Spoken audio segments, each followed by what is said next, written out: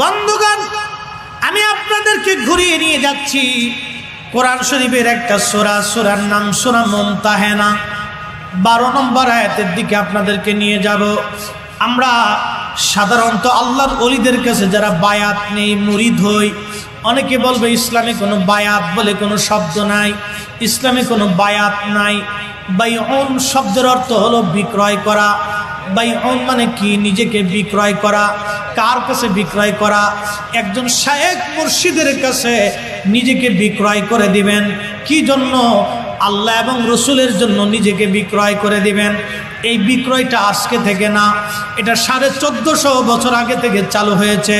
আল্লাহ কোরআনে বলেন, ইয়া আইয়ুহান নবী, ও আমার নবী, ইদা জাআকাল মুমিনাত, যখন মুমিন নারীরা আপনার দরবারে আসে, ইয়া নবী আল্লাহ, ইউবাইনাকা আলা আল্লা ইউশরিকনা বিল্লাহি শাইয়া, আপনি তাদেরকে বায়াত করাবেন। মুমিন নারীরা আপনি নবীর দরবারে যখন আসবে তখন আপনি তাদেরকে বায়াত করাবেন।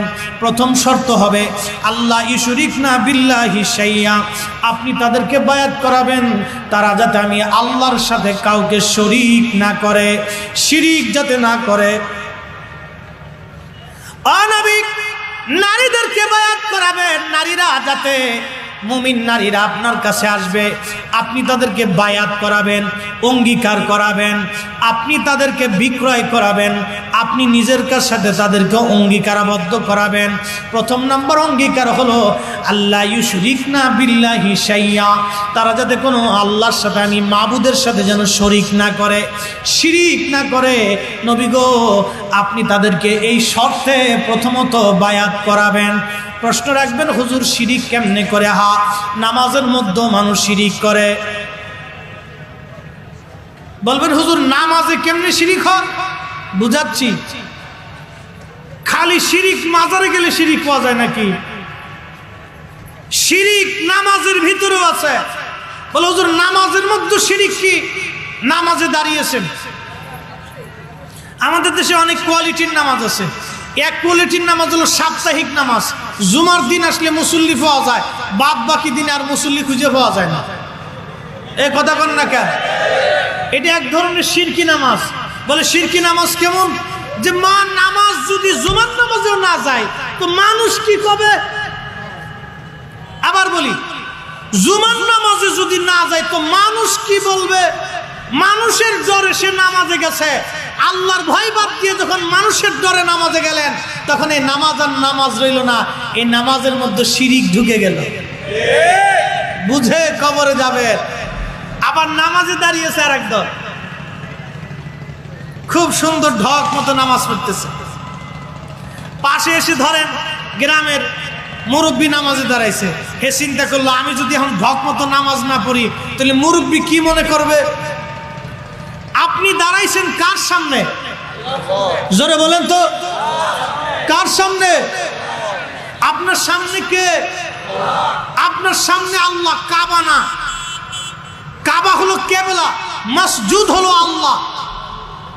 আপনি সেজদা দিবেন আল্লাহকে। কাবা একটা মিডিয়া মাত্র, সেন্টার, একটা দিক, লক্ষ্য বস্তু। কাবা হলো এম লক্ষ্য বস্তু। কাবাকে কেউ সেজদা দেয় না। কাবাটা হলো একটা লক্ষ্য বস্তু, এটাকে সোজা করে আল্লাহ এদিকে দিতে বলেছেন, কাবাকে না। নামাজের মধ্যে শিরিক ঢুকেছে। শিরিক খালি পীরের দরবারে গেলে শিরিক হয় নাকি? নামাজের ভিতরেও শিরিক আছে। এই শিরিক লক্ষ লক্ষ কোটি কোটি মুসলমান মসজিদে যায় করতেছে। নামাজ কার জন্য? আরো জোরে বলে। আল্লাহ বলেন, ইন্না সালাতি ওয়া নুসুকি ওয়া মাহইয়ায়া ওয়া মামাতি লিল্লাহি রাব্বিল আলামিন লা শারীকা লাহু ওয়া বিযালিকা উমিরতু ওয়া আনা আউয়ালুল মুসলিমিন।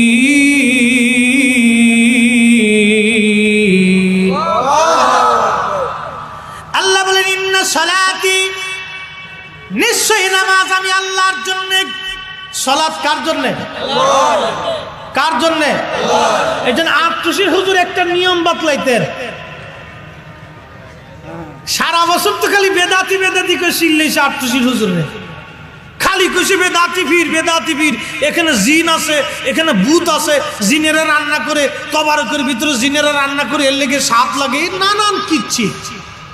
আবার কত মৌলবী তো সারা জীবন ওয়াজ করছে, আটটুসির হুজুরের পায়খানা নিচে কোরআন শরীফ আছে, জীবনে দেখছে না কোন। এই যে ওয়াজের মঞ্চে বসে বসে মিথ্যা কথা, এটা কত বড় জঘন্য কথা বলেন তো। এটা তো আল্লাহর দেওয়া আমানত, কথা বলেন না কেন? আজকের এই স্টেজ আমার জন্য আমানত, আল্লাহর পক্ষ থেকে আমার জন্য এটা আমানত। ওয়াল্লাহি বিল্লাহি তাল্লাহি, এখানে যদি আমি আপনাদেরকে মিথ্যা কথা বলে যাই, খোদার কসম করে বলি, কিয়ামতের মাঠে আমার জিহ্বা কাটা যাবে, আমার জিহ্বা কাটা হবে।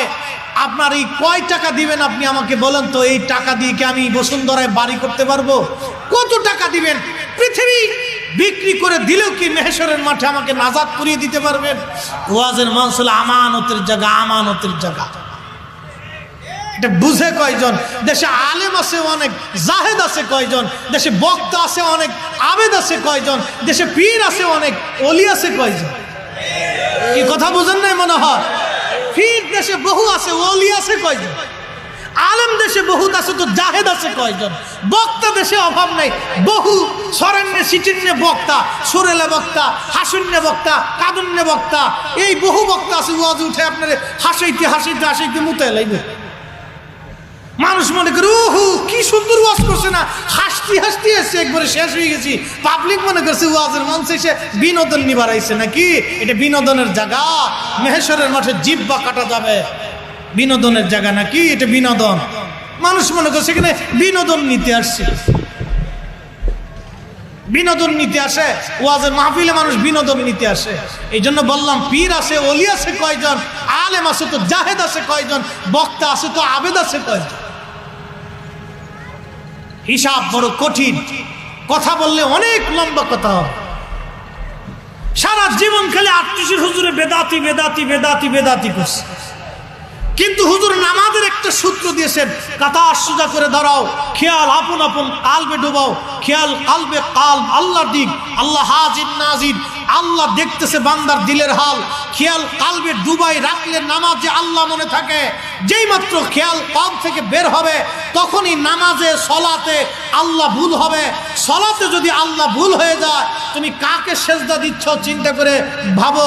মুখে আল্লাহর নাম, দিলে দুনিয়ার জল্পনা কল্পনা, ব্যবসা বাণিজ্যের চিন্তা, এমন নামাজের কি ফল? এই জোরে কর না কেন? কথা বলেন আছে? সহি নামাজ কিভাবে পড়তে হয় হুজুর একটা শিক্ষা দিয়েছে। শিরিক মুক্ত নামাজ কেমনে পড়তে হবে এটা আটটুসির হুজুর শিখে গেছে, কিন্তু সারা জীবন এই লোকটাকে শিরিকি বলছে। সারা জীবন এই লোকটাকে মানুষ শিরিকি বলছে, বলছে ওনার কাছে গেলে শিরিক পাওয়া যায়, ওনার কাছে গেলে বলে শিরিক হয়। আল্লাহ ওয়াজ করেন, قد أفلح المؤمنون الذين هم في صلاتهم خاشعون।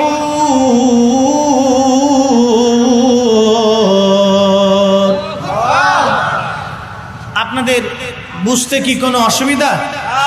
আসলে জায়গাটা তো একটা সেনসিটিভ জায়গা, পাশে হলো ঘাট, এই এখানকার একটা শব্দ, পাশে বিরাট বড় মার্কেট, মানুষের শব্দ, এই শব্দ ক্রিয়ার এক ধরনের অসুবিধা ফিল হয়। বক্তাদেরও অসুবিধা হয়, শ্রোতাদেরও অসুবিধা হয়। এখন করার তো আর কিছুই নেই, বিকল্প তো কোনো ব্যবস্থা নেই। অতএব এই কষ্ট সহ্য করে আমাদের ওয়াজ করতে হবে এবং শুনতে হবে। আল্লাহ ধৈর্য ধরার তৌফিক দিক বলে না আমি। আপনাদেরকে আদতেই কোনো শুনতে অসুবিধা হয়? আমি কি কোরআন সুন্নাহর বাহিরে গেছি? যাওয়ার সুযোগ আছে? আমার কিন্তু জবানের হিসাব দিতে হবে। আমি ভয়টা পাই, কারণ কবরে চলে যাওয়া লাগবে। বহু বক্তা কবরে মাটির সাথে মিশে গেছে, যাদের ওয়াজ শোনার জন্য লাখে লাখে লাখে লাখে মানুষ এসে বসে থাকতো, তারা কবরে চলে গেছে। তাদের কবরের পাশে এখন মানুষ যায় না, এটা আমি ভয় পাই। তাদের কবরের পাশে মানুষ যায় না, তাদের কথা মানুষের স্মরণে নাই, ভুলে গেছে। বহু বক্তা আছে কবরের মাটির সাথে মিশে গেছে, বহু বক্তা আছে কবরের চিহ্ন হারাই গেছে। হ্যাঁ, এটাকে আমি ভয় পাই, অনেক বড় ভয় পাই। জীবনে কোনোদিন মিথ্যা কথা বলে ওয়াজ করি নেই, জীবনে কোনোদিন কোনো পীরের অতিরিক্ত প্রশংসা করি নেই। আমার পীরের প্রশংসা আমি কোনোদিন অতিরিক্ত করি নেই, এটা আমার নীতির বাহিরে। আমার পীরও পছন্দ করতেন না। হুজুর সম্পর্কে কেউ যদি বেশি অতিরিক্ত করত, হুজুর কেবল তাকে ধমক দিয়ে বসাই দিতেন। কি কথা বলেন, ঠিক কিনা? দরবার শরীফ বহু বক্তাকে হুজুর বসাই দিয়েছে, জীবন আর মাইকে দেয়নি। হুজুর এই নীতির উপরে ছিলেন। অতিরিক্ততা অতিভক্তি চোরের লক্ষণ, মনে রাখবেন। অতিরিক্ততা সবকিছুই খারাপ। আমি হুজুরের জীবনের কোনোদিন অতিরিক্ত প্রশংসা করি নেই। যাহা সত্য তাহা বলেছি, যাহা সত্য আমার কাছে যেটা একবারে বিশুদ্ধ মনে হয়েছে আমি সেটা বলেছি, এর বাহিরে কোনো শব্দ বলি নেই। মনে রাখবেন, হুজুরের জীবনীর ভিতরে এই যে সুন্দর একটা সলাতের পদ্ধতি, নামাজের আগে স্মরণ করিয়ে দেওয়া, বাবা তুমি কাতার সোজা করে দাঁড়াও, খেয়াল আপন আপন কালবে ডুবাও, খেয়াল কালবে কাল বাল্লা দিক, আল্লাহ হাজির নাজির। এই নীতি তো হুজুরের নীতি না, এটা মালিকের নীতি। যেই মালিকের জন্য নামাজে দাঁড়িয়েছে, ইন্না সলাতি, যেই মালিকের জন্য সালাত, সে মালিক বলতেছে কাদ আফলাহাল মুমিনুন, সেই সফলকাম মুমিন।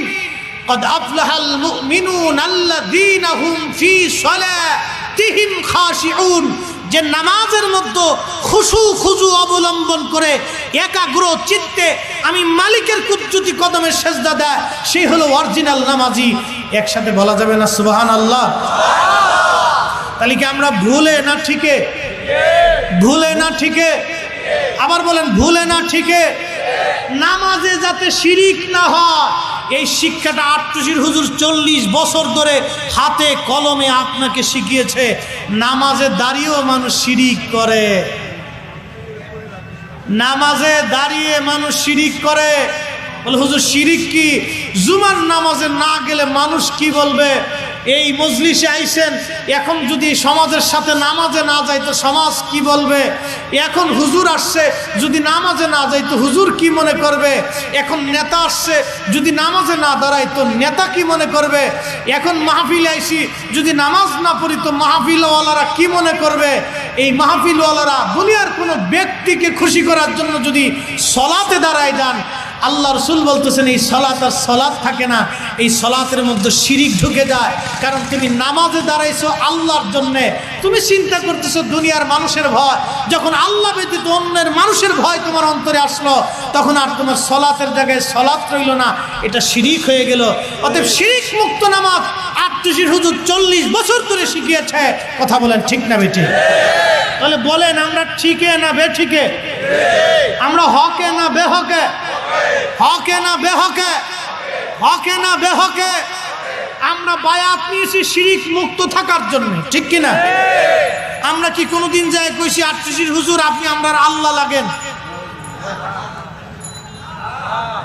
খাজা বাবা আপনি আমরার আল্লাহ লাগেন, ফুলা আপনার কাছে চাইতে আইছি, এ কথা বলছি? আচ্ছা, হুজুরের কাছে কিছু চাইলে শিরিক হবে কেন? আমার কাছে অনেকে আইসা জুমার দিনে বলে হুজুর একটু দোয়া করেন আমার বাচ্চা যাতে না হয়। হুজুর আইসে দোয়া করেন ছেলে যাতে বিদেশ যাইতে পারে। হুজুর একটু দোয়া করেন যাতে আমার এই সমস্যার সমাধান হয়। মানুষ তো তার অভিযোগ অনুযোগ বিপদ আপদ রোগ ব্যাধি আমাদের কাছেও বলে। কই আজও পর্যন্ত কেউ ফতোয়া দিল না ইমাম সাহেব হুজুরের কাছে কিছু চাওয়াটা বলাটা শিরিক হবে। আটটুসির হুজুরের কাছে যায় কিছু চাইলে শিরিক হইতো কেন? হ্যাঁ, আটটুসির হুজুরের কাছে যে আমরা বলছি যে হুজুর আমার এই মেয়ের বিয়ে হয় না, হুজুরের কাছে আসছি, হুজুর বলতেন বাবা যান অমুক দিন একটা ছেলে আসবে, ছেলেটা ভালো হবে। হুজুর বলে দিছে অমুক দিন একটা ছেলে আসবে, ছেলেটা ভালো হবে, পাত্র দেখে বিবাহ করে দিবেন।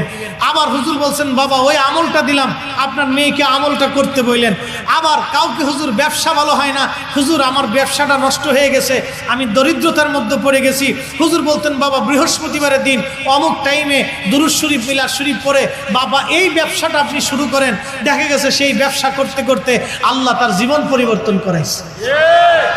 সুবহানাল্লাহ বলা যাবে না ভাই? হুজুর কি আল্লাহর বিরুদ্ধে? হ্যাঁ, হুজুর আল্লাহর বিরুদ্ধে দাঁড়ায় আমরা মাকাসদ পুরা করছে নাকি? না, হুজুর আল্লাহর কাছ থেকে চেয়ে এনে দিছে।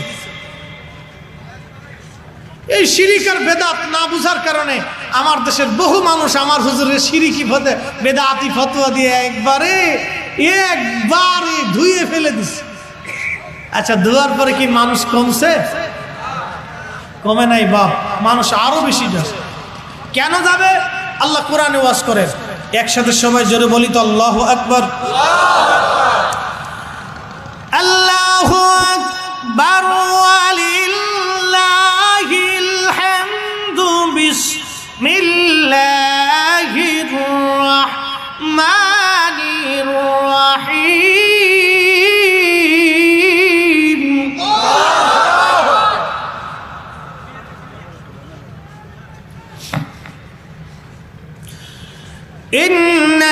ইন্নাল্লাযীনা আমানু ওয়া আমিলুস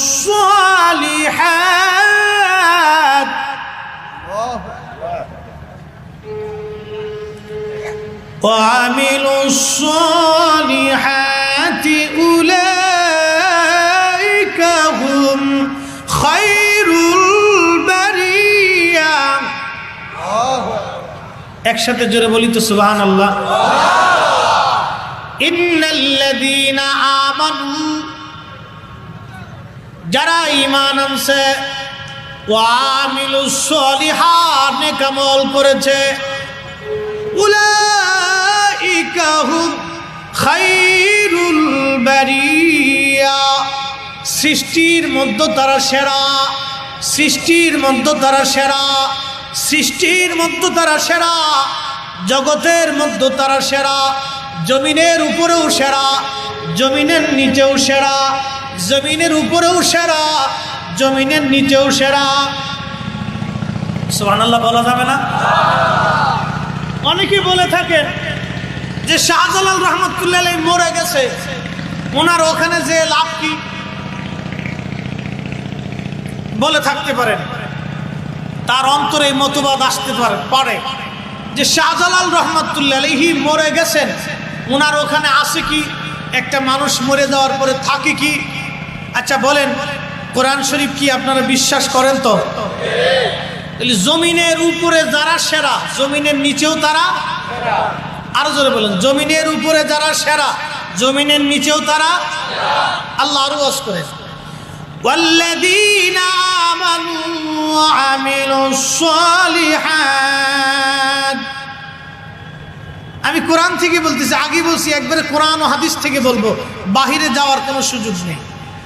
ওয়াল্লাযীনা আমানু ওয়া আমিলুস সালিহাতি ফি রাউযাতিল জান্নাহ। সুবহানাল্লাহ জোরে বলেন। ইমানে আমলে, ইমানে আমলে, ইমানে আমলে, ইমানে আমলে পাকা হয়ে যারা কবরে যাবে, আল্লাহ বলেন তার কবরটাকে ফি রাউযাতিল জান্নাত, জান্নাতের রওজা বানাই দিব, রওজা বানাবো, রওজা বানাবো, রওজা বানাবো, রওজা বানাবো। কবর কি হবে? জোরে বলেন, আরো জোরে। নবী বলেন, ইন্নামাল কবরু রাউযাতুম মিন রিয়াজিল জান্নাহ। সুনান তিরমিজি, ইন্নামাল কবরু রাউযাতুম মিন রিয়াজিল জান্নাহ। নিশ্চয় কিছু মানুষের কবর জান্নাতের বাগানের একটা রওজা, জান্নাতের একটা রওজা। রওজা মানে বাগান, রাউযাতুম মিন রিয়াজিল জান্নাহ, জান্নাতের একটা রওজা। নবীর উম্মতের কবর যদি রওজা হয়, তাহলে আজকে যারা নবীর কবরকে রওজা তালাশ করে পায় না, ওরাই হলো বর্তমান শয়তানের দালাল। কষ্ট হইতেছে? উচিত কথায় মা ওই সব বেজার। অনেক ভাইরা বলবে, হাদিসে খুঁজে পাইনি নবীর কবরকে রওজা বলতে হবে, হাদিসে পাইনি। আবার আর একটা আছে, বুকে হাত বেঁধে নামাজ পড়ে সাফাই নবাবগঞ্জে। এই আজাজিল এই আজাজিল বলতেছে যে নবীজির কবরকে কবর বলতে হবে, রওজা বলাটাই হারাম। নবীর কবর রওজা হবে, সিদ্ধান্ত আমাদের না আসমানের। মালিকের সিদ্ধান্তকে যারা উপেক্ষা করে, ও মালিকের গোলাম থাকে না, আজাজিলের গোলাম হয়ে যায়। আজাজিলের গোলাম, লম্বা টুপি যত সুন্দরী হোক, দাড়ি মাশাআল্লাহ যত বড়ই হোক, মদিনার আজহার থেকে পরে আসুক, ছাতা তাতে কিচ্ছু যায় আসে না। ওগুলো দেখার টাইম নেই, ওগুলি দেখার টাইম নেই। ফয়সালা আসমান থেকে এসেছে, দুনিয়ার কোনো মানুষের ফয়সালা দেখার সময় আমাদের নাই। কথা বলেন ঠিক কিনা? তাহলে উম্মতের কবর যদি রওজা হয় তো নবীর কবর কি? হ্যাঁ, খালি রওজা। উম্মতের কবর রওজা বানানোর মাধ্যম নবীর রওজা। কথা বলেন ঠিক কিনা? আহা, কেমনে বুঝাবো আপনাকে যদি আপনি না বুঝেন? আপনি যদি না বুঝেন তো আমি আপনাকে কি করে বুঝাবো বলেন তো? তাহলে বলে জমিনের উপরে যারা সেরা, জমিনের ভিতরে একে আমার ফয়সালা না আল্লাহ? এবার আসেন একটা ঘটনা শুনে, না কষ্ট হচ্ছে আপনাদের? ঘটনাটা শোনাই। সময় আমার হাতে খুব কম, একবারেই খুব কম সময়, কম সময়ের ভিতরে একবারে পুরা দমে সার্ভিস দিয়ে যেত। আমার পরে উলামায়ে কেরাম এসে তাকরীর করবেন। প্রিয় নবীর একজন সাহাবী, তার নাম আব্দুল্লাহ ইবনে আব্বাস, তিনি বলতেছেন আমরা এক সফর থেকে আসতেছিলাম। সূরা মুলকের তাফসীরের ভিতরে আসছে, তাফসীর আবু হাতিম, তাফসীর তাবারি, মাআলিমুত তানজিল, তাফসীর আবু সউদ, তাফসীর মাজহারি, তাফসীর ইবনে কাসির, তাফসীর বাইজাবি, তাফসীর রুহুল বায়ান, তাফসীর রুহুল মাআনি, তাফসীর আবু সউদ, এরকম যতগুলি তাফসীরের কিতাব পৃথিবীতে আসছে সব তাফসীরের মধ্যে আসছে কিতাবুত তাফাসির। ইমাম তিরমিজি শরীফের কিতাবুত তাফসীরের ভিতরেও এই হাদিসখানা আসছে। প্রিয় নবীজির সাহাবী নবীজির সাথে সফর করে মদিনায় ফিরতেছিলেন, তো সন্ধ্যা হওয়ার পরে আল্লাহর নবী বললেন তোমরা এখানে তাবু গাড়ো, রাত্রি যাপন করে সকালবেলা বের হব। সাহাবে کرام তাবু গাড়তেছিলেন, তো একজন সাহাবী তিনি জানতেন না এখানে কোনো কবর আছে, তিনি ওইখানে তাবু গাড়লেন, কবরের উপরে তাবু গাড়লেন, কবরের উপরে বিছনা করলেন, কবরের উপরে শুয়ে পড়লেন। অ্যাটেনশন প্লিজ, এই আগানগরের মাইকের আওয়াজ যত দূর যাচ্ছে হাদিসখানা ভালো করে শুনে যাবেন। দুনিয়ার উপরে যারা সেরা, কবরেও তারা সেরা, উপরেও যারা সেরা, ভিতরেও তারা সেরা, উপরেও যারা সেরা, ভিতরেও তারা সেরা।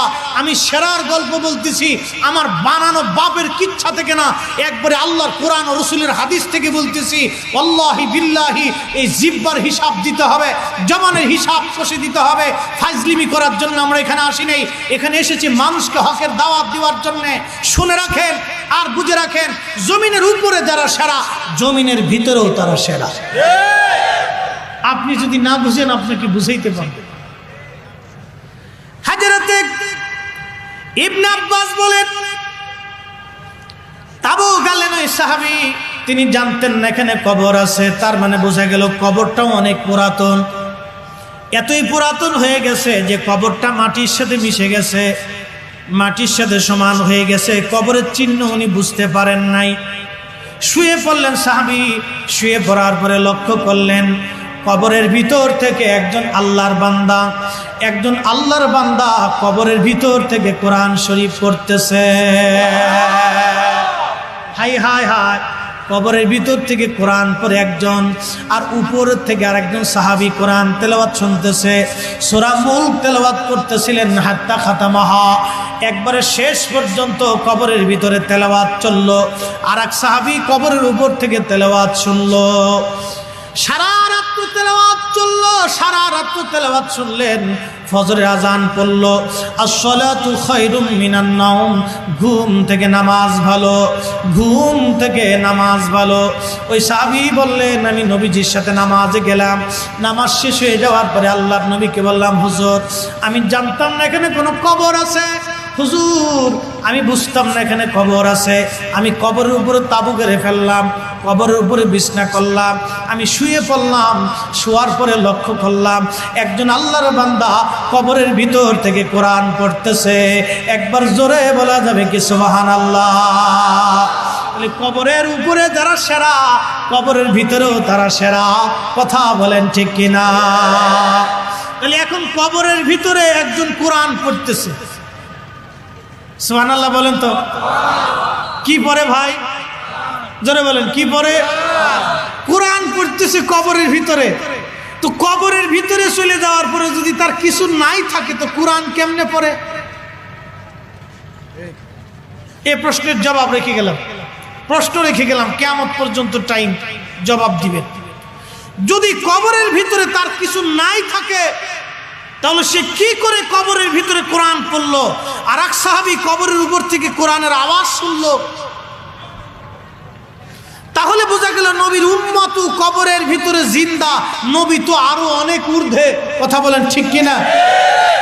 আপনাকে বুঝাবো কেমনে যদি আপনি না বুঝেন? কিন্তু সৌদি আরবে নবী পাকের রওজার পাশে গেলে তো মুতু আপনাকে চিল্লান দিয়ে বলে, হাজি আল্লাহ রূহ, আল্লাহ বেদা, আল্লাহ শিখ, আল্লাহ কাবা, মুহাম্মদ রাসূলুল্লাহ কাদ মাতা, আবু বকর কাদ মাতা, ওমর কাদ মাতা। আবু বকর, ওমর, মুহাম্মদ মরে গেছে, এদের কাছে কিচ্ছু নাই। যা, আসতে বললেন কেন? আরো জোরে বলেন। সাহাবীদের আকীদা কি? ওই যে নবী বলেছেন, মা আনা আলাইহি ওয়া আসহাবি, আমি নবী এবং আমার সাহাবীরা যে আকীদার উপরে প্রতিষ্ঠিত থাকবে, এই আকীদার উপরে যারা থাকবে তারা জান্নাতি। আম্মাজান আয়েশা, সুনানুদ দারিমির হাদিস, একবারে বিশুদ্ধ সনদ ইমাম দারিমি, যিনি মালিকুদ দুনিয়া ছিলেন, মুহাদ্দিসুদ দুনিয়া, দুনিয়ার এমন কোন হাদিস নাই যে ইমাম দারিমির মুখস্থ না ছিল। ওনার কিতাব থেকে বলতেছি, সুবহানাল্লাহ। কি বাড়ি যাইয়া আমার ঘরে আছে, এই কিতাবের ভিতরে একবারে বিশুদ্ধ সনদে হাদিস আসছে। আম্মাজান আয়েশার অভ্যাস ছিল প্রত্যেক রজনীতে প্রিয় নবীজির রওজা শরীফ উনি জিয়ারত করতেন। যখন আবু বকর রাদিয়াল্লাহু আনহুকে দাফন করা হলো তখনও তিনি জিয়ারত করতেন, এবং জিয়ারতে যে যাইতেন সাধারণ পোশাক পরে, অর্থাৎ একটা চাদর পরিহিত করে, সাধারণত পোশাক, যেহেতু ওনার এটা হুজরা ছিল, রওজা শরীফের পাশেই ওনার হুজরা, সাধারণ পোশাক পরে উনি সাধারণত জিয়ারতে যাইতেন। যখন হযরত ওমরকে দাফন করা হলো, হযরত ওমরকে দাফন করার পরে হযরত আম্মাজান আয়েশা সেখানে পর্দা করে, চাদর দিয়ে ঢেকে ঘিরে একবারে সম্পূর্ণ পর্দা করে তিনি কবরের পাশে যাইতেন, রওজার পাশে যাইতেন। সুবহানাল্লাহ, জোরে বলেন। এখন সাহাবে আজমাইন জিজ্ঞেস করলেন, ওগো মা জননী, আপনি এতদিন জিয়ারত করলেন, বিশেষ পর্দা করলেন না, সাধারণভাবেই গেলেন, খাস পর্দা না, সাধারণ পর্দায় গেলেন। নবীর রওজা জিয়ারত করলেন সাধারণ পর্দায়, আবু বকরের রওজা জিয়ারত করলেন সাধারণ পর্দায়, ওমরকে দাফন করার পরে আপনি খাস পর্দা কেন করে আসলেন?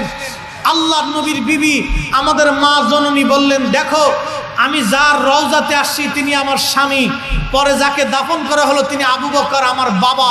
স্বামীর কাছে বিবির পর্দা নাই, বাবার কাছে মেয়ের পর্দা নাই। ওমর তো বেগানা পুরুষ, আমি ওমরকে যখন দাফন করা হলো তখন আমি এইখানে পর্দা ছাড়া কেমনে আসি? আরো জোরে না, আপনারা সুবহানাল্লাহ কইছেন ঠিক আছে, কিন্তু বুঝেন নাই, বুঝাই দিচ্ছি ভেঙ্গে ভেঙ্গে। তার মানে আম্মাজান আয়েশার আকীদা হলো ওমর কবরের ভিতর থেকে আমাকে দেখে। ঠিক আসতে বললেন কেন? আপনি ঠিক বললেও ঠিক, না বললেও ঠিক। আপনি ঠিক বললেও ঠিক, না বললেও ঠিক, ঠিক মানলেও ঠিক, না মানলেও ঠিক। আম্মাজান আয়েশার আকীদা ওমর আমাকে দেখে। সুবহানাল্লাহ বলা যাবে? তাহলে কবরের ভিতরে ওমর জিন্দা আছে না নাই? আবু বকর জিন্দা আছে না নাই? আমার নবী বুঝি মরে শেষ হয়ে গেছে? তাহলে আছে। তাহলে মুতুয়াতে বললো মুহাম্মদ রাসূলুল্লাহ কাদ মাতা, অবশ্যই মুহাম্মদ মরে গেছে, মুহাম্মাদের কিছু নাই। তার মানে বোঝা গেল মুতুয়া বেঠিক, আমরা যারা সুন্নি আছি আমরা ঠিক। বুঝে কবরে যাবেন। মা আনা আলাইহি ওয়া আসহাবি, আমি নবী এবং আমার সাহাবে کرام যেই মতে, যেই পথে, এই মতে, এই পথে যারা থাকবে তারা জান্নাত।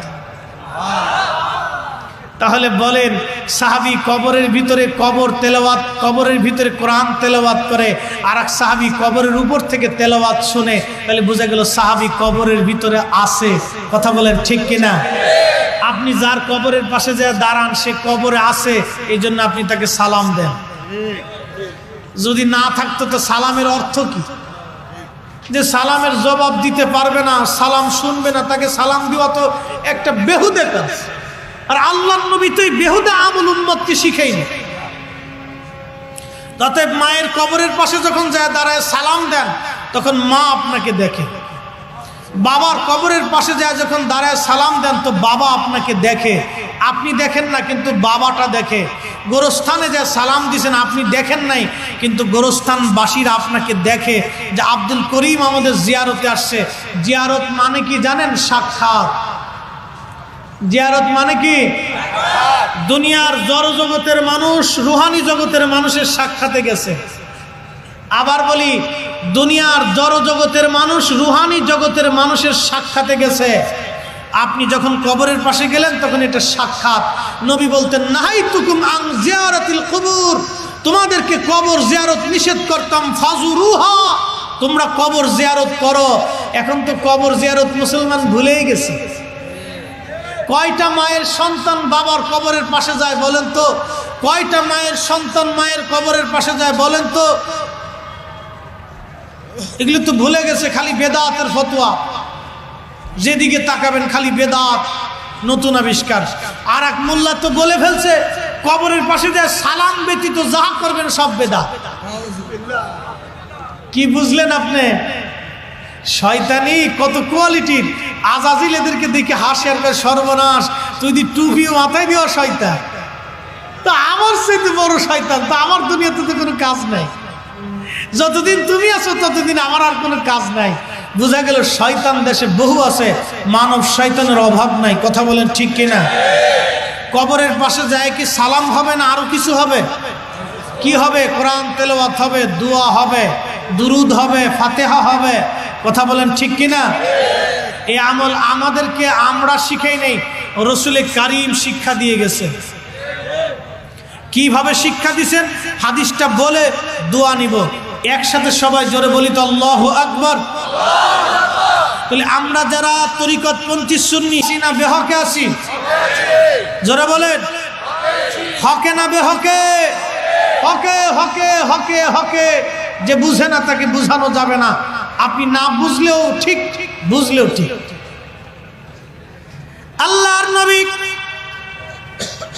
হুজুরে কারীম দুটি কবরের পাশ দিয়ে নবীজি যাচ্ছিলেন। সহিহ বুখারীর মধ্যে আসছে, নবী কবরের পাশ দিয়ে যান। এমন সময় আল্লাহর নবী দাঁড়ায় গেলেন। দাঁড়িয়ে যাওয়ার পরে সাহাবায়ে কেরামকে বললেন, সাহাবীরা তোমরা ওই খেজুর গাছের ডাল, একটা ডাল কেটে নিয়ে আসো। সাহাবীরা খেজুর গাছের ডাল কেটে নিয়ে আসলেন। ডাল কেটে আনার পরে আল্লাহর নবী ডালটাকে দুইটা টুকরা করলেন। একটা টুকরা এক খেজুর গাছে এক কবরে গেড়ে দিলেন, আর একটা টুকরা আর একটা কবরে গেড়ে দিলেন। সাহাবা আজমাইন বলেন, ইয়া নবী আল্লাহ, আমরা বিষয়টা বুঝলাম না। আপনি দুইটা খেজুরের ডাল দুই জায়গায় গেড়ে দিলেন, দুই কবরে, কারণ কি? আল্লাহর নবী বলেন, সাহাবীরা রে, এই কবরের মধ্যে কঠিন আযাব হয়, আমি নবী আযাব দেখতেছি। একবার জোরে বলা যাবে কি সুবহানাল্লাহ? প্রশ্ন রাখবেন, মুফতি কবরের আযাব হয়, আপনি সুবহানাল্লাহ কেন পড়াইলেন? এখানে তো নাউজুবিল্লাহ আসবে, আপনি সুবহানাল্লাহ কেন পড়াইলেন? কারণ এই জন্যই সুবহানাল্লাহ পড়াইলাম, নবী আমার দুনিয়ায় আযাব হয় কবরে। যে নবী দুনিয়ার জগৎ থেকে কবরের হালত দেখতে পায়, ওই নবী মদিনার থেকে আজকের মাহফিল দেখার ক্ষমতা আছে।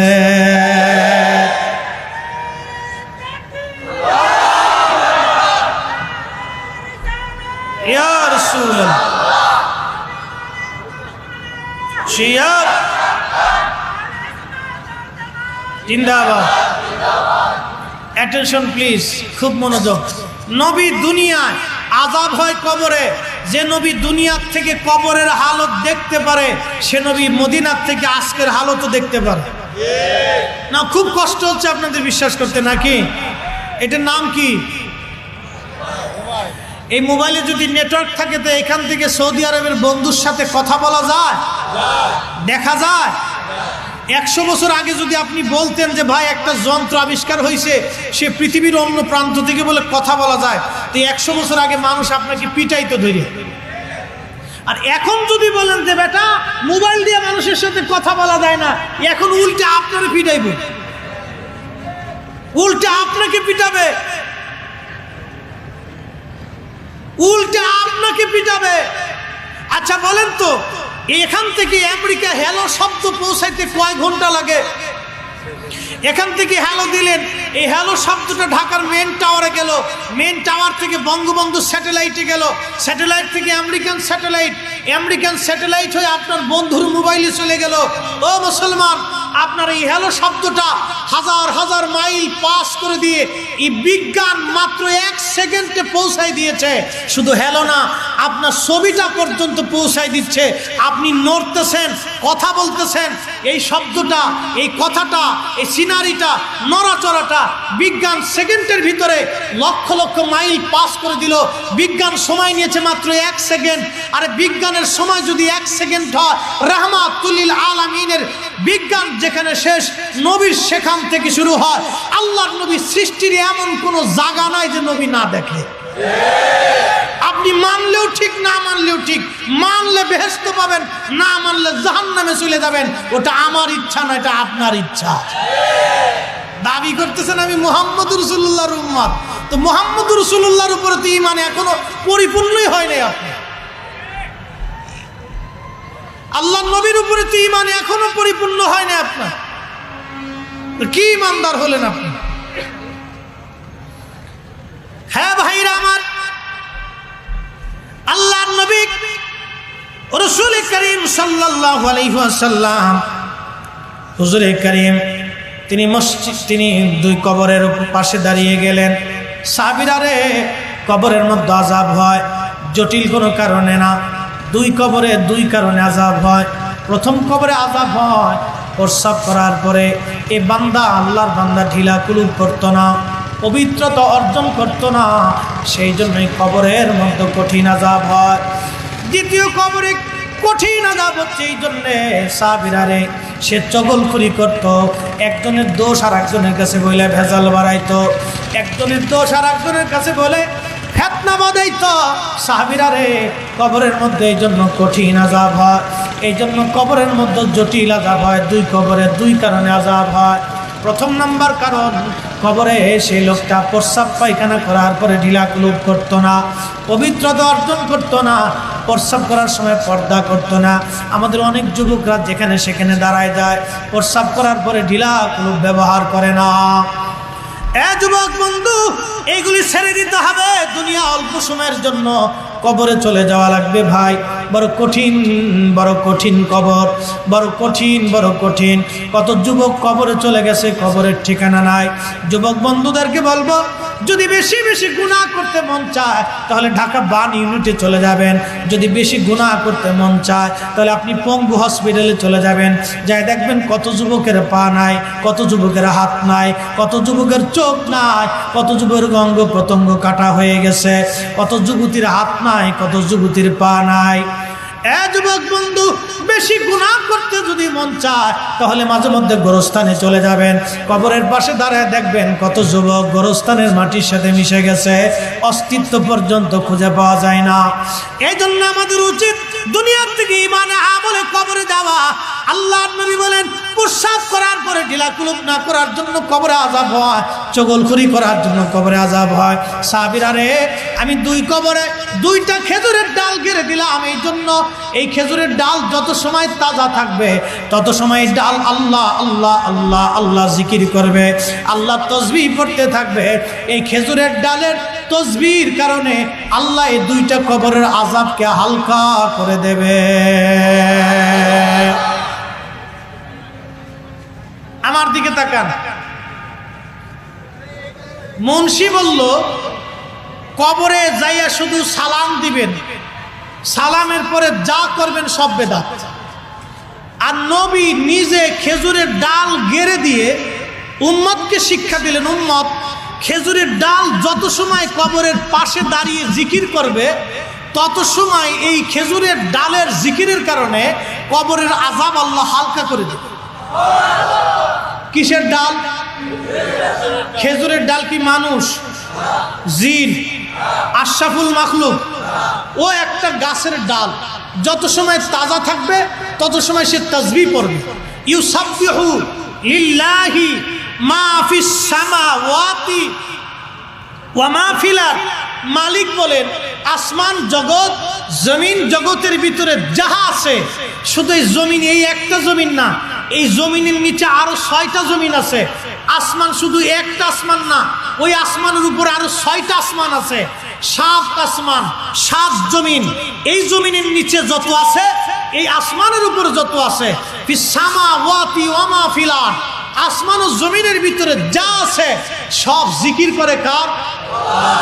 তাহলে খেজুরের ডালের জিকিরের কারণে যদি কবরের আযাব হালকা হয়, আমরা যারা সুন্নি মুসলমান আছি কবরের পাশে যে কোরআন পড়ি, কোরআন কার জিকির? না, জোরে বলতে হবে, কার জিকির? দুরূদ শরীফ কার জিকির? এই দোয়া, এই যে আমরা কবরের পাশে দাঁড়াই যে দোয়া করি, হে রব, রব্বানা আতিনা ফিদ দুনিয়া, রব্বানা যালামনা, রব্বানা লা তুআখিযনা, রব্বানা ওয়ালা তুহাম্মিলনা মা লা ওয়া'ফু আন্না ওয়াগফির লানা ওয়ারহামনা। এই যে আমরা কবরের পাশে দাঁড়ায় হাত তুলে দোয়া করতেছি, এই দোয়া কার জিকির? দোয়া আল্লাহর জিকির, কোরআন তেলাওয়াত আল্লাহর জিকির, তাসবিহ আল্লাহর জিকির, দুরুদ আল্লাহর জিকির, ইস্তিগফার আল্লাহর জিকির।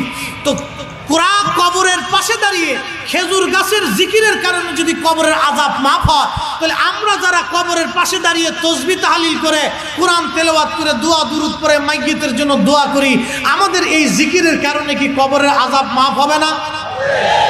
জোরে বলেন, হবে না? তো নবীজি নিজে শিখাই দিয়ে গেলেন, উম্মত করো। হাদিস কি? নবী হাদিস কাকে বলে? নবী নিজে করেছেন, করার অনুমতি দিয়েছেন, মনসম্মতি আছে, সেটা তোমরা করো, এটাকে হাদিস বলা হয়, এটাকে সুন্নাহ বলা হয়। নবী নিজে করেছেন, করার অনুমতি দিয়েছেন, মনসম্মতি আছে, এটাকে সুন্নাহ বলা হয়। নবী নিজে করেছেন। আমার দেশের ভাইদের সূত্র হলো, নবী করে নাই, সাহাবী করে নাই, আমরা করব কে? আরে বেটা, বাকি 2টা সূত্র কে বলবে? তোমার বাপে। আল্লাহর নবী নিজে করেছেন, করার অনুমতি দিয়েছেন, মনসম্মতি দিয়েছে। আল্লাহ বলেন নাহাইতুকুম, আল্লাহ বলেন, আল্লাহ রাব্বুল আলামিন কোরআন শরীফ বলতেছেন, মা আতাকুমুর রাসূল, আমার নবী যেটা নিয়েছেন, করতে বলেছেন, করার অনুমতি দিয়েছেন, মনসম্মতি আছে, ফাখুযুহু, তোমরা সেটা করো। তাহলে কবরের পাশে দাঁড়িয়ে কোরআন তেলাওয়াত করা, জিকির আজকার করা, এটা কি আমাদের শিক্ষা না নবীর শিক্ষা? এটা আমাদের বাতলানো পথ না নবীর বাতলানো পথ?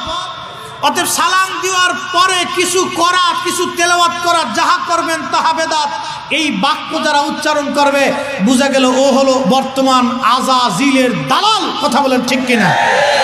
এটাই হলো অরিজিনাল বেদাতি। এটা কি? জোরে কর না। বেদাতি আমরা না, হেরা বেদাতি। বলে বেদাতি হেরা কেমনে হয়? আমি বেদাতের সূত্র দিই। ইমাম শাফিঈ পৃথিবীর 4 আলেমের এক আলেম, ইমাম বাইহাকি পৃথিবীর কয়েকজন মুহাদ্দিসের একজন মুহাদ্দিস, ইমাম হাজার আসকালানি পৃথিবীর 4 মুহাদ্দিসের এক মুহাদ্দিস, আল্লামা ইমাম জালালউদ্দিন সুয়ুতি, ইমাম বদরুদ্দিন আইনি, মোল্লা আলী কারি, ইমাম ইজ্জুদ্দিন, ইমাম নববী, ইমাম শাফিঈ, ইমাম বাইহাকি, এদের সূত্র ওনাদের স্ব কিতাবে লেখছেন। 58টা কিতাবে আছে। আমি কয়টার নাম বলবো বলেন তো? সূত্রটা হলো, হযরত ইমাম শাফিঈ বলেন, মা উহদিসা মিম্মা ইউখালিফু কিতাবান আও সুন্নাতান আও আসারান আও ইজমাআন ফাহাদিহি বিদআতুদ দালালা, যেটা কোরআনের বিপরীত, সুন্নতে নববীর বিপরীত, আসার সাহাবী তাবিন তাবে তাবিন যে সিদ্ধান্ত দিয়েছেন, এই সিদ্ধান্তের বিপরীত, এবং ইজমায়ে উম্মত, উলামায়ে মুস্তাহিদিন, মুতাকাদ্দিমিন আর সালফে সালিহিন, বড় বড় উলামায়ে کرام, লক্ষ লক্ষ হাদিসের হাফিজ যারা ছিলেন, মুস্তাহিদ তবকার আলেম যারা ছিলেন, তারা যেই ফতোয়া দিয়েছেন, যেই মাসালা নিরূপণ করেছেন, এই মাসালার বিপরীতে যারা বলবে, ইমাম শাফিঈ, ইমাম বাইহাকি, ইমাম নববী, ইমাম বদরুদ্দিন আইনি হানাফি, মোল্লা আলী কারি হানাফি, এরকম এক জামাত মুহাদ্দিসিন کرام বলেন, ফাহাদিহি বিদআতুদ দালালা, ওটাই হলো বেদাতে দলালা। কবর জিয়ারত করা, প্রিয় নবীর সুন্নত, কবরের পাশে দাঁড়িয়ে কিছু তেলাওয়াত করা, জিকির করা, আল্লাহর নবীর শিক্ষা, নববী সুন্নত, এই সুন্নতকে যারা বেদাত বলবে, আমরা বেদাতি না, সূত্র মোতাবেক এরা বেদাতি। বুঝে কবরে যাবে। সূত্র মোতাবেক আমরা বেদাতি না, সূত্র মোতাবেক ওনারা বেদাতি, কারণ ওনারা নবী সুন্নতের বিপরীত বক্তব্য প্রদান করার জন্য ওনারা বেদাতি হয়েছে। নবী শিক্ষা দিলেন একটা, উম্মত শিখাইলেন একটা। আর একটা বেদাতের কথা বলে দিয়ে যাই। আল্লাহর নবীকে জিজ্ঞেস করা, হুজুর হুজুর কোন সময়ের দোয়া কবুল হয়? নবী বলেন জাওফুল লাইলিল আখির, শেষ রজনী তাহাজ্জুদের সময় দোয়া কবুল হয়। আর একটা শব্দ নবী বলেন দুবুরুস সালাতিল মাকতুবা, ফরজ নামাজের পরে দোয়া করলে কবুল হয়। নবী বললেন ফরজের পরে দোয়া করলে কবুল হয়, আর উম্মত এসে ফতোয়া দিল ফরজের পরে দোয়া করলে বেদাত হয়। আমার দিকে তাকান, সুন্নত বেদাত ভালো করে বুঝে যাবেন। নবী বললেন ফরজ নামাজের পরে দোয়া করলে কবুল হয়, আর উম্মত এসে ফতোয়া দিল ফরজের পরে দোয়া করলে বেদাত হয়। কি বুঝলেন আপনি? তাহলে উম্মতের ডিগ্রি নবীর চাইতে বাড়ছে মনে হয়, নাকি বলেন? হাই হাই হাই, যে নবীর বিরুদ্ধে এসে ফতোয়া দিল, বোঝা গেল হে আর উম্মতের জায়গা নাই, এটা শয়তানের দালাল হইছে। আস্তে গনকে জোরে বলেন। আপনি ঠিক বললো ঠিক, না ঠিক বললো ঠিক। সুন্নত বেদাত বুঝে যাবেন। নবী বললেন ফরজ নামাজের পরে দোয়া করলে কবুল হয়, উম্মত এসে বলে দিল ফরজের পরে দোয়া করলে বেদাত হয়। কত বড় ডিগ্রিওয়ালা উম্মত। আবার আমার দেশের কিছু ফুলাফাইন আছে কলেজ ভার্সিটিতে পড়ে, আবার কিছু আছে নব্য শাইখের ওয়াজ শুনে খুব মানে একবারে মোটাপ দেখাইতেছে। এই সমস্ত যুবকরা বলে জানেন সে কত বড় শায়েখ, মদিনার থেকে পড়ছে, আজহার থেকে পড়ছে, তার মতো হতে হলে আপনাকে আরো 36 বছর সাধনা করতে হবে। এ বেটা, ফতোয়া কি আমার বাপে দিয়েছে? ফতোয়া তো রাহমাতুল লিল আলামিন দিয়েছে বেটা। নবীজির ফতোয়া উম্মত, ফতোয়ার নবীর সিদ্ধান্তের বিপরীত সিদ্ধান্ত উম্মত দিয়ে দিল। তুমি বলো তো তোমার শায়েখ কত বড় হলে নবীজির পেশাব মোবারকের সমান হয়? বলে দিয়ে যাও তো। নবীর পেশাব মোবারকের সমান হয় তোমার শায়েখ কত বড় হলে বলো তো। একজন সাহাবীর জুতার ওজনের সমান হবে তোমার শায়েখ কত বড় হলে বলো তো। বুঝে কবরে যেতে হবে ভাই। কবর তো আজ অথবা কাল হয়েই যাবে, বুঝে যাওয়া লাগবে। মোহতারাম উপস্থিতি, আল্লাহ পাক আমাদেরকে সহি পথে কবুল করুন। আওয়াজ তুলে বলেন আমিন। যে পথে ওলিরা চলে গেছে, হানাফি, শাফিঈ, মালিকি, হাম্বলি, কাদেরিয়া, চিশতিয়া, উসমানিয়া, নিজামিয়া, সোহরাওয়ার্দিয়া, মুজাদ্দিদিয়া, নকশবন্দিয়া, সাবেরিয়া, সোহরাওয়ার্দিয়া, রেফাইয়া, যত ওলি আল্লাহরা যে পথে চলে গেছে সেই পথে চলে যাওয়ার নাম হলো আহলে সুন্নাত ওয়াল জামাত। আল্লাহ তার ওলিদের পথে আমাদেরকে পরিচালিত করুন। আওয়াজ তুলে বলেন আমিন। কষ্ট হচ্ছে বুঝি? আমার এক ভাই তিনি একটা আবদার করেছেন, আসলে এই ওয়াজটা আপনারা অনেক শুনেছেন, হযরত বেলাল রাদিয়াল্লাহু আনহুর ওয়াজ। এটা ইউটিউবে এত পরিমাণে যে লক্ষ লক্ষ মানুষ, কোটি মানুষের উপরে এই ওয়াজ শুনছে। এটা এত বেশি মানুষ শুনছে, এত বেশি মানুষ এই ওয়াজ শুনছে। অতএব এই ওয়াজটা আর এখানে করার সুযোগ নেই। একই ওয়াজ যদি প্রত্যেক দিন করি তো মানুষ বলবে হুজুর মনে হয় একটা ওয়াজই পারে, একটা জ্বালা। সেই দিন গেছি শরীয়তপুরে আমার এক সমন্দির বিয়েতে, তো যাওয়ার পরে এক মাদ্রাসার মুহতামিম সাহেব হুজুর আমাকে জড়াই দিচ্ছে। তা বলতেছে আপনি ফরিদি হুজুর না? আমি বললাম হ্যাঁ। বলতেছে হুজুর মদিনাতে বসে আপনার এই ওয়াজ শুনে আমি কত কাঁদছি, রওজা শরীফের পাশে আপনার এই ওয়াজটা শুনে আমি অনেক কেঁদেছি। আপনার এই ওয়াজ শুনে আমার দিল জিন্দা হয়েছে, আমার কাছে অনেক ভালো লাগে। তো সারা বছর আমি খুঁজছি আপনাকে কোথায় গেলে পাবো, তো আজকে আল্লাহ আপনার সাথে সরাসরি দেখাই দিন। তো এরকম বহু মানুষ আছে এই ওয়াজ শুনছে, এই ওয়াজ শোনার পরে তাদের অন্তরে শান্তি আসে। এটা আমার ওয়াজে না ভাই, এটা আল্লাহ রসুলের মহব্বতে আসে। এটা আমার কিছু, আল্লাহর কসম করে বলি এটা আমার ওয়াজ না। নবীর একজন আশিক সারা জীবন তিনি রসুলের কদমে গোলামি করে গেছে। তিনি আশিক রসুল হযরতে বেলাল। তার জীবনের আলোচনা শোনার পরে যাদের অন্তরে নবীর মহব্বত আছে তাদের কাছে এই অন্তরের মহব্বত থেকে চোখের পানি আসে। কথা বলেন ঠিক কিনা? এটা আমার ওয়াজ না, এটা তেনাদের জীবনের ত্যাগ এবং রসুল ভালোবাসার জন্যে। আর আপনাদের হৃদয়ে রসুলের মহব্বত থাকার কারণে চোখে পানি আসে। এটা আমার কোনো ক্রেডিট না, এটা আমার উপরে আল্লাহর দয়া, আমার মুখ দিয়ে বলাইছে, আপনারা শুনছেন। এই জন্য আজকে আর এটা বলার সুযোগ নাই। আমার হাতে সময় কম। আমার ওই আর একটা মাহফিল আমার এই তেগুরিয়া বিয়ারাতে, এরা বহু আগে দাওয়াত নিছে।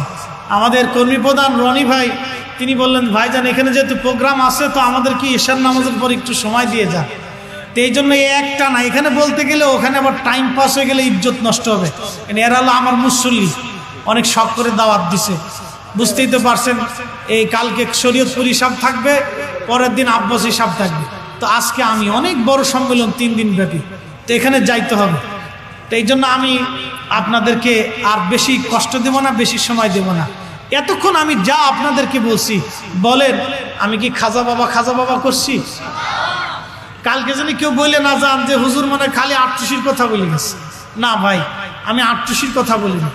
এতক্ষণ আপনাদেরকে যা বলেছি আমি আপনাদেরকে সহি রাস্তা বলেছি। মুহতারাম, আমরা আটটুসির মুরিদ যারা, তারা কিন্তু 8 রাকাত তারাবি বানাই। আমরা কিন্তু বেতের নামাজে 1 রাকাত বানাইনি। আমরা কিন্তু আটটুসির মুরিদ যারা আছি, আমরা কিন্তু এই নামাজ কিন্তু একক তো কমাইনি। আমরা কিন্তু 1 রাকাত নামাজ বাড়াইনি। ফিকে হানাফির উপরে আমরা সম্পূর্ণ দায়েম এবং কায়েম আছি। আপনি যেমন ফিকে হানাফির উপরে প্রতিষ্ঠিত, আমরাও এরকম ফিকে হানাফির উপরে প্রতিষ্ঠিত। আপনি যেমন আকাইদা আহলে সুন্নাত ওয়াল জামাতের উপর প্রতিষ্ঠিত, আমরাও এরকম আকাইদা আহলে সুন্নাত ওয়াল জামাতের উপর প্রতিষ্ঠিত। খামাখা আপনারা দোষারোপ করবেন না। আমার হুজুরের কিছু মুরিদ আছে যারা বেশি পাগল, বেশি আশেক, তাদের 2-1টা কথা দিয়ে আপনি আটটুসিকে মাপতে পারবেন না। আমাদের 2-1জনের বিচ্ছিন্ন কথা দিয়ে আটটুসিকে মাপবেন না, সাবধান, এটা ভুল হবে। আমার হুজুর কেবল যান তরিকায় নকশবন্দিয়া মুজাদ্দিদের উপরে সম্পূর্ণ দায়েম এবং কায়েম ছিলেন। এই তরিকার বাহিরে, রুলসের বাহিরে হুজুর কোনোদিন যান নাই। এবং তার একটা মুরিদকে রাত 3টার সময় হুজুর নিজে ঘুমাইতে দেন নাই। হুজুরের দিবদ্দশের লাঠি দিয়ে ধাক্কায় উঠাই দিয়া হুজুর তাহাজ্জুদের সময় জাগরণ করাইয়া আল্লাহর ইবাদতে, দুয়া, মুনাজাতে, রুনাজারিতে বসাই দিছে। কথা বলেন ঠিক কিনা? এখনো কি সেটা বন্ধ আছে না চলমান আছে? এখন কেউ যায় যদি আটটুসি ঘুমাই থাকে, তাহলে এটা আমাদের দোষ না, এটা তার ব্যক্তিগত দোষ। কেউ যদি আটটুসি থেকে এসে নামাজ না পড়ে, সেটা তার ব্যক্তিগত দোষ, এটা আটটুসির মানহাজ না। আটটুসির হুজুর বলছে যে নামাজ পড়ে না, এটা আমার মুরিদি না। কি ঠিক আসতে বলেন কেন? যে নামাজ পড়ে না মানে না, সে মুরিদি না। হুজুর তাকে মুরিদ বলে স্বীকার করেই নাই, তো আপনি তাকে দিয়ে হুজুর মাপবেন কেন? আমাকে দিয়ে তো হুজুর মাপার কারণ নাই। আচ্ছা বলেন তো, এই উম্মতের ভিতরে 200 কোটি উম্মত আছে, নামাজ পড়ে কয়জন?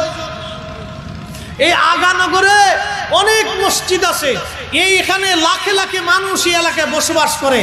এই লাখে লাখে মানুষ সব যদি মসজিদে যাইতো, তাহলে মসজিদ কে কটা হতো? তাহলে এখন কি নবীর দোষ? কি কথা কন না কে? নবীর উম্মত যে নামাজ পড়েন, এটা নবীর দোষ না? তো পীরের মুরিদ নামাজ না পড়লে পীরের দোষ হবে? উম্মত দিয়ে যেমন নবী চেনা যায় না, মুরিদ দিয়ে পীর চিনবেন কেন? পীর দিয়ে মুরিদ চিনবেন, নবী দিয়ে উম্মত চিনবেন। যেই উম্মত নবীর মানহাজের উপরে, এটা হলো অরিজিনাল উম্মত। কি কথা কন না কে? যেই মুরিদ পীরের মানহাজের উপরে, এটা হলো অরিজিনাল মুরিদ।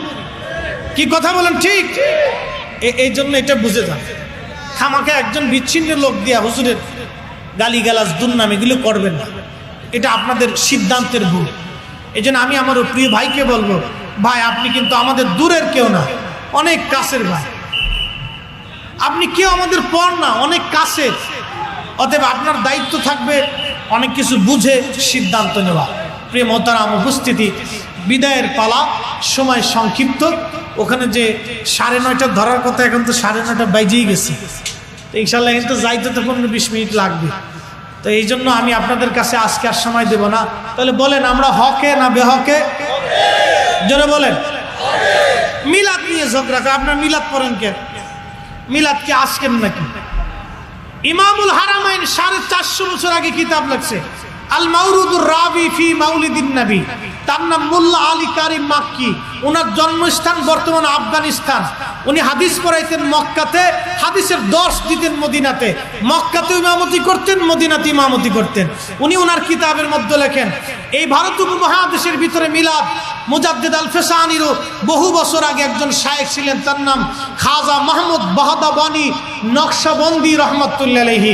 উনার দরবারে বাদশাহ হুমায়ুন তার বৈরাম বেগকে পাঠাই দিয়ে বলেন, বৈরাম হুজুরকে বলো আমার দরবারে এসে যেন দোয়া করে যায়।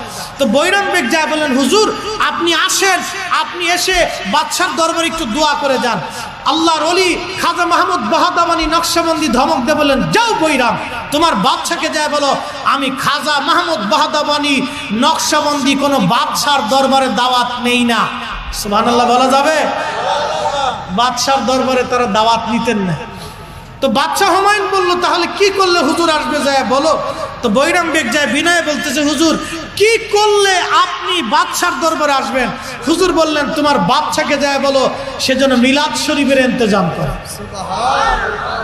আসতে হলো কেন? আর একটু জোরে। বাদশাহ হুমায়ুন চিনছেন? সম্রাট আকবরের বাপ, জহিরুদ্দিন মোহাম্মদ বাবরের ছেলে, মোগল সম্রাট প্রতিষ্ঠাতার ছেলে। মোগল সম্রাট, আপনি 10 মিনিট বললে ওইদিকে আমার বেইজ্জতি হয়ে যাওয়া লাগবে। মোগল সম্রাটের ছেলে, প্রতিষ্ঠাতার ছেলে বাদশাহ হুমায়ুন। হুমায়ুনের জমানায় নকশবন্দি, আমাদের এই নকশবন্দিয়া তরিকার একজন ইমাম ছিলেন, তার নাম খাজা মাহমুদ বাহাদাবানি নকশবন্দি। মোল্লা আলী কারির মতো বিশ্ববিখ্যাত মুহাদ্দিস তার নামের আগে লেখছেন শাইখুল মাশায়েখ। মুসলমান আমার দিকে তাকান। মোল্লা আলী কারির মতো ইমামুল হারামাইন, যিনি 1 লক্ষ হাদিসের হাফেজ ছিলেন, তার নামের আগে লেখছেন শাইখুল মাশায়েখ। শাইখুল মাশায়েখ, যিনি পীরেরও পীর ছিলেন, শায়েখেরও শায়েখ ছিলেন, আলেমেরও আলেম ছিলেন। একসাথে বলা যাবে না মারহাবা? তিনি মাহমুদ বাহাদাবানি নকশবন্দি বললেন, যাও তোমার বাদশাকে যায় বলো বাড়িতে মিলাদ ইন্তজাম দিতে। আমি বাদশার সম্মানে আসবো না, আমি নবীর ইজ্জতের কারণে আসবো।